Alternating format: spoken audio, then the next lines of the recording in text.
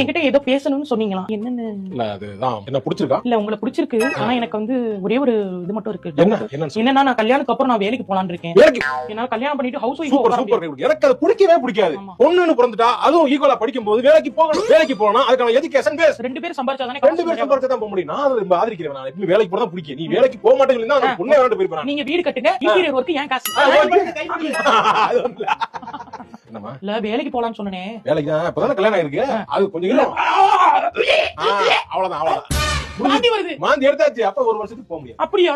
ஆமா. அப்புறம் போய் வேலைக்கு சேர்ந்த உடனே 6 மாசம் லீவ் எடுக்கணும்ல. அப்ப 6 மாசத்துக்கு எதுக்கு போயிட்டு இருக்கீங்க? மென்டாலிட்டி லீவ் எடுக்கணும்ல. நம்ம மென்டாலிட்டி லீவ் இல்ல, அது மெட்டர்னிட்டி.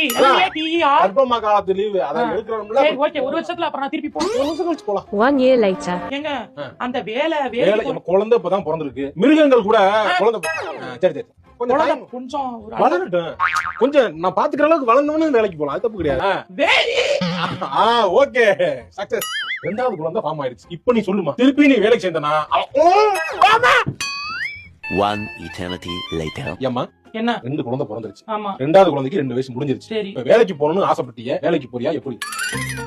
நான் ஃபுல் சப்போர்ட் பண்றேன் உனக்கு. நான் சொல்லு எங்கன்னு சொல்லு. நான் காலேஜ் முடிச்சே 10 வருஷம் ஆச்சு. என்ன வேலை பார்த்தேன்னு எனக்கு மறந்து போச்சு. அவன் ஒரு மாசம் விட்டு போனாலே அடுத்த செமஸ்டருக்கு என்ன பேப்பர் வரும் மறந்துடும். இப்போ போய் நான் வேலைக்கு சேர்ந்து அவன் 7 வருஷமா என்னமா பண்ணிக்கிட்டு இருந்தான்னு கேட்பான். நான் 2 பிள்ளைகளை பெத்து வளர்த்துக்கிட்டு இருந்தேன்னு சொல்லுவேன். அதுலயே வச்சு வளர்த்து வாழ்க்கையை ஓட்டுமான்னு சொல்லுவான். அதை நான் கேட்டு வந்து உங்க சொல்லி அழுகுனது தானே. இல்ல அதுக்கு இல்லமா, வேலைக்கு கல்யாணம் முன்னாடி வேலைக்கு அனுப்புறேன்னு சொன்னா நீ சப்போர்ட்டிவாவே இல்ல. நீ எனக்கு அகைன்ஸ்டா தான் இருந்திருக்க. நான் என்ன பண்ண முடியும்? வீட்ல உட்கார வச்சிட்டு இல்ல. குழந்தைகள் இருக்கும்போது நம்ம ஏதாவது பண்ண முடியுமா? குழந்தைகளை பார்க்கணுமா இல்லையா? நீ வேலைய பாரியா, வலி வாங்குவேன். என்ன வேலைக்கு போய் மண்டலத்தை உட்கார வச்சுக்காத. வேலைக்கு போய் நீ